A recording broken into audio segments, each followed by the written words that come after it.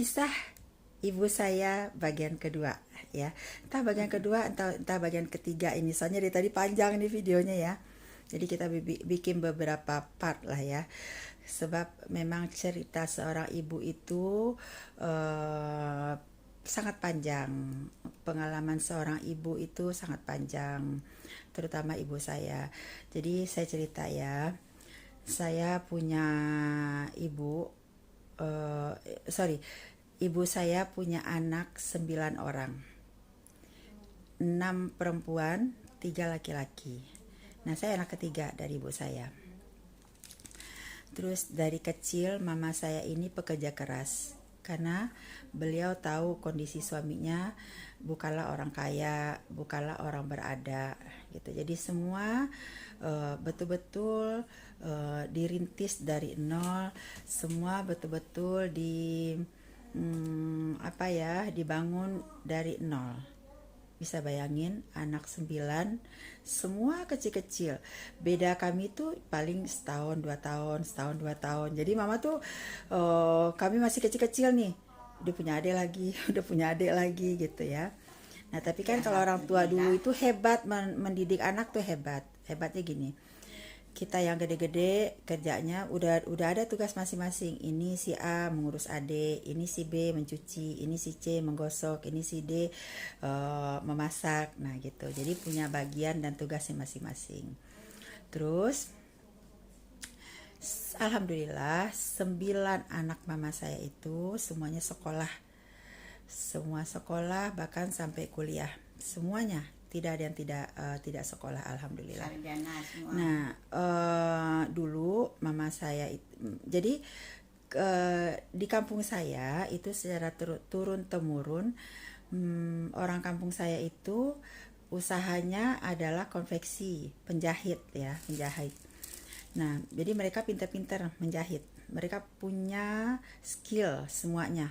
Orang kampung kami itu semuanya punya skill menjahit dan berdagang. Lalu saya ingat waktu kecil itu ya, mama saya dari kampung dulu tuh, kalau papa saya ini bagian belanja bahan, bagian memasarkan. Nah, bagian dapurnya itu mama saya. Maksudnya dapurnya dari bahan masih bulat berupa gulungan bahan gitu, sampai jadi baju atau jadi celana, itu semua yang mengolah mama saya. Memotong mama saya pintar, menjahit mama saya jago. Nggak ada tukang gosok, kadang-kadang merangkap jadi tukang gosok. Nah, sambil mengurus 9 anak. Nah, terus nanti kalau saya main ke rumah teman saya, seperti apa mesin potong yang dipakai mama saya waktu memotong bahan, nanti saya akan coba share di video saya berikutnya ya. Seperti apa bahan gulungan yang gede-gede itu yang dikerjain sama mama saya. Nah itu mama saya ngerjain sendiri. Paling karena kita masih kecil-kecil, kami masih kecil-kecil. Paling kalau kakak saya yang paling besar udah pulang sekolah atau pulang kuliah, nanti kakak saya yang besar itu ikut bantuin mama saya menggelar, terus membuka gulungan kain. Itu kan berat. Saya sekarang kalau saya disuruh kerja itu saya nggak akan sanggup. Nah itulah perjuangan mama saya, memang luar biasa. Dan perjuangan itu ternyata berbuah manis. Itulah yang dirasakan oleh mama saya waktu dari dulu gitu ya. Nah yuk kita tanya-tanya mama saya, yuk. Ma, dulu kan mama punya anak 9, ma. Gimana tuh ma cara ngatur duitnya? Kan duitnya kan pas-pasan. Mama cuma jahit, memang konveksi ada, tapi kan duitnya kan dibatasi sama papa dulu. Terus dikasih jatah berapa tuh dulu mah? Kalau belanja dikasih jatah atau gimana? Atau diserahin semua uang ke mama? Gimana tuh mah? Uangnya tuh nggak diserahin. Kalau buat anak-anak cuma dapat 2.000 buat belanja sekolah. 2.000? Kan anaknya 9. Hah? anaknya 9. 2000 tahun berapa itu? 2000 satu orang. Oh, satu orang 2000. Oh iya, saya dulu SMA. Saya dulu tinggal di Penggilingan, sekolah di SMA di Blok M. Saya dikasih jatah 2000 memang dulu. Tahun berapa itu? Tahun 98 ya, Mah. Tapi itu udah gede dulu, Mah. 2000 juga. Nah, terus, Mah? Ya, kalau buat makan ya seadanya. Yang penting bagi mama tuh anak-anak itu sekolah, berangkat dari rumah buat sekolah, mencari ilmu. Soalnya mama tuh nggak punya uang, orang miskin, orang nggak punya. Nah, jadi dengan ilmu pengetahuan yang dia dapat dari sekolahan itu mudah-mudahan membantu hidupnya di masa depan. Nah, itulah yang melakukan. Tuh, jadi prinsip ibu saya, walaupun orang tua susah, anak-anak gak boleh susah, anak-anak harus sekolah. Tapi kalau kata mama tadi makannya seadanya, enggak juga. Jadi mama saya ini kalau masak tuh saya ingat banget, papa saya tuh suka dendeng balado. Kami kan orang Padang. Papa saya tuh suka dendeng balado, suka makan-makan enak lah gitu. Nah, selalu ada itu makan makanan enak di rumah. Bahkan kalau adiknya papa pernah nih, adiknya papa saya tuh yang di Padang itu kalau ke Jakarta, katanya kalau ke Jakarta dia pasti harus ke rumah mama saya karena udah pasti ada lauk, ada makanan. Kalau tempat lain belum tentu, katanya gitu. Jadi nggak juga lama, nggak pas-pasan, nggak seadanya juga makanan kita mah dulu enak-enak. Nah, terus itu mama dulu waktu kerja gitu mah kan gulungan bahan tuh kan gede-gede, apalagi tuh waktu bikin celana-celana pendek gitu tuh mah. Itu kan berat itu mah. Pernah nangis gak sih lagi kerja, pernah nangis gak?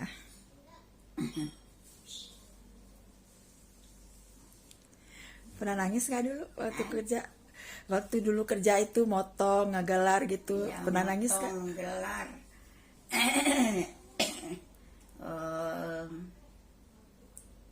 Ngapain tuh? Memotong gelar, bikin pola. Terus kadang-kadang kalau bawati nggak masuk, nggak gosok juga kan mama kan? Gosok. Nggak, dulu lagi hidup berat-beratnya mama suka nangis gak sih kalau lagi kerja gitu? Ya, sekali-sekali nangis juga lah melihat penderitaan, mengalami. Apa sih mah yang paling berat dulu apa tuh mah waktu ngegedein anak-anak tuh yang paling berat? Ya, yang paling berat itu waktu ngedein anak-anak itu cuman masalah makan. Nah, mama motong dulu, ada bahan dipotong, habis dipotong dijahit, habis itu dijual sama papa ke pasar di Padang. Nah, udah kebawa duit pulang baru kita bisa makan di rumah tuh. Nah, begitu penderitaan dulu tuh. Jadi kalau misalnya papa gagal jual barang tuh, berarti kita nggak makan. Ya udah, makannya seadanya aja. Ya. Tapi hebatnya ya mama ini nggak punya duit, tapi selalu ada simpanan emas. Padahal tuh anak banyak, tapi masih sempetin tuh nabung emas tuh ya Maya. Dulu di Cempaka Putih mah waktu kita baru-baru pindah ke Jakarta ya mah, nabung emasnya di toko emas ya mah. Toko emas itu Fajar ya? Apa Fajar apa? Ya Fajar, orang Cina. Iya, orang Cina di toko emas Fajar, kalau nggak salah nama tokonya toko emas Fajar. Jadi tuh mama kalau ada duit sedikit taruh, kok nitip duit ya kok nitip duit ya kok, nanti misalnya nih jadi 1 kalung, nah ini buat si A dulu nih kalungnya, nanti ada lagi, nanti kita tuh dibeliin kalung nama semua nih yang cewek-cewek dulu sama mama nih. Hebat banget. Kalau sekarang mah luar biasa lah punya anak 9 mah. Nah terus mah anak 9 sarjana semua, alhamdulillah. Nah, tapi kalau sekarang ini setiap hari Sabtu ngumpul anak cucu, ngantu semua ngumpul di rumah. Mau di mana mama tinggal ya, mau di Perumpung, mau di Ciganjur. Di Perumpung. Ngumpul semua. Gimana Anda mama ke sana anak-anak itu. Nah, jadi mama ini kalau hari Sabtu itu anak cucu menantunya maunya ngumpul semua. Dan itu juga hari yang dinanti-nanti oleh cucu-cucu mama nih. Jadi kalau dari Sabtu itu tuh semua tuh cucu-cucunya pada ngerengek tuh sama mak bapaknya, ayo tempat oma, ayo tempat oma. Dan teman-teman tahu nggak, mama sekarang kan udah nggak kerja ya, mama sekarang udah nggak kerja. Jadi kalau anak cucu-cucunya ngumpul itu tuh pulang tuh semua dibagi-bagi duit, tergantung usianya. Kalau yang agak masih kecil-kecil dikasih berapa mah? 50. 50. Kalau yang agak gede? Iya 100 lah. Nah, paling gede berapa itu mama ngasih? 150. Nah, 150. Nah, kan cucu mama kan ada 22 tuh. Duit itu dikumpulin. Ini kan ada yang ngasih duit nih. Yang laki-laki ngasih duit, umpamanya 500. Ada kumpul-kumpulin tuh sampai hari Sabtu lagi. Hari Sabtu mau ngumpul. Antar ya bagi-bagi ke anak cucu. Gitu. Nah, terus seminggu bagi duit berapa itu mah buat cucu-cucunya? Ya ada yang 50, ada yang Enggak, total mama ngeluarin duit buat cucunya seminggu berapa? paling sedikit 1 juta. Tuh, gila ya. Paling sedikit ngasih cucu 1 juta. Gimana? Jadi gini, waktu itu mama ini kan pergi pergi naik haji sendiri, nggak ditemenin ya. Itu cucu-cucunya pada kejar nangis semuanya. Oma, aduh luar biasa deh. Nah, mama ini punya anak punya cucu ini. Jadi cucu-cucunya itu nggak beda ya. Maksudnya antara cucu dari anak perempuan atau dari anak laki-laki itu nggak ada. Semua ngumpul, plek Kalau itu nggak kalau hari Sabtu itu nggak datang, hari Minggu pasti datang. Tuh, kalau hari Sabtu nggak datang, hari Minggu pasti datang. Kalau nggak datang, Nyonya marah ya. Iyalah. Nah, marahnya gimana mah? Iya marah lah ke anaknya, ke bapaknya. Mama tuh yang marah bukan ke anaknya. Tuh. Soalnya bapaknya nggak ngajak anaknya ke tempat emak. Nah, jadi kalau hari Sabtu atau hari Minggu anak-anaknya nggak bawa cucunya ketemu mama, tuh mama marah-marah tuh. Nah, ngomongnya gimana mah sama anaknya mah kalau anaknya nggak dibawa, kalau nggak ngumpul mah? Ya aku nggak diajak. Terus si anak-anak pada kemana? Ya dia lagi Acara atau apa? acara lah atau apalah. Nah, tapi besok pasti dibawa tuh anaknya. Ya iyalah, gimana gak dibawa? Orang kalau nggak dibawa ntar ngomongnya gimana? Nah, begini, bukan gak dapet duit, ntar ngomongnya begini nih nasib kalau dia tua tuh nggak ditengok-tengokin sama anak sama cucu. Udah biarin aja, kalau nggak mau kesini biarinlah mama sendiri. Lah kan anak kan nggak tegal dengerinnya kayak begitu. Nah terus mah apalagi mama ya kan mama suka ngomong tuh ceritain sama orang-orang biar anak-anak pada kompak sama cucu-cucu biar saling tahu. Jadi yang keinginan mama itu, keinginan mama ya, terjalin silaturahim antara anak si A dengan anak si B. Mudah-mudahan sampai kita meninggal, jangan lupa silaturahimnya sama saudara-saudaranya. Diterusin silaturahim. Jadi gini, mama ini kadang-kadang ngelihat orang sepupuan nggak kenal, sepupuan jarang ketemu, nggak tegur sapa, atau misalnya kalau ketemu sekali-sekali. Nah mama nggak mau kayak gitu. Kata mama tuh maunya setiap minggu itu dari mereka kecil sampai mereka gede itu kalau bisa setiap minggu itu ketemu gitu ya Maya. Iya. Nah, terus apa mah itu mah mama kan punya anak banyak, rahasianya apa bisa ngedidik anak semuanya itu nggak ada yang melenceng satupun. Soalnya mama itu dari dulu orang miskin, nggak punya harta. Jadi dengan adanya anak-anak ini pada sekolah, itulah mudah-mudahan hasil yang didapat di bangku pelajaran itu, itulah yang akan menolong dia nanti. Kalau umpamanya mama punya harta, banyak harta, nanti anak-anak pada berantem memperebutkan harta kita. Tapi kalau karena mama itu orang nggak punya, ya itulah dengan sekolah inilah mama didik dia Nah, sampailah sarjana semua, nggak ada yang nggak sekolah. Sampai sekarang ya nggak kayak gitu, yang kecil-kecil ini mama bilang kayak gitu. Nah, jangan sampai nggak sekolah anak-anak. Yang jelasnya aja sekarang sini siapa? Dapa. Nah, Dapa kan kemarin nggak mau kuliah. Mama nggak suka kayak gitu. Yang penting anak-anak ini sekolah semua, itulah yang membantu dia ntar kalau udah dewasa. Mudah-mudahan jadi orang baik. Nah, itu aja harapan. Kalau mama udah nggak ada, ntar itu silaturahim itu dijalanin. Jangan sampai nggak dijalanin silaturahim antara anak si A dengan anak si B. Nah, itu yang mama harapin. Jadi anak-anak itu akur. Kadang-kadang kalau dia kesini itu anak si A sama anak si B rangkul-rangkulan, makan satu piring, Rame-rame. Begitulah didikannya mama tanam buat anak-anak. Ya, dan mudah-mudahan apa yang jadi keinginan dari doa mama, Iya. apa yang ditanam sekarang mudah-mudahan memang benar-benar tertanam dalam hati dan pikiran anak cucu ya Maya, semuanya ya Maya. Oh ya, mama ini juga dari mudanya tuh rajin tahajud. Tuh kalau habis tahajud sampai subuh, terus nanti habis subuh, dari habis tahajud sampai menjelang subuh itu ngaji, nanti habis sholat subuh ntar ngaji lagi gitu. Kadang-kadang tuh kita tuh kalau masih kecil-kecil, masih muda-muda dulu tuh suka kesel dengerin mama, orang masih gelap, masih ini udah mama tuh udah ngaji.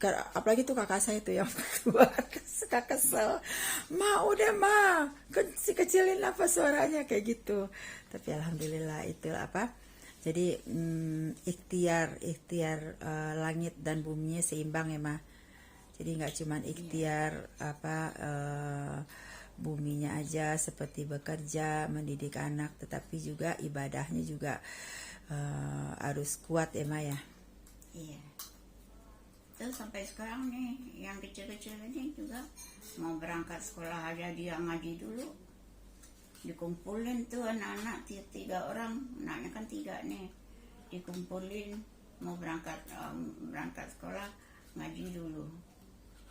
Nah itu mudah-mudahan terlaksana semua. Amin ya Allah. Oke, nah itu itu pengalaman mama saya dalam mendidik anak-anaknya.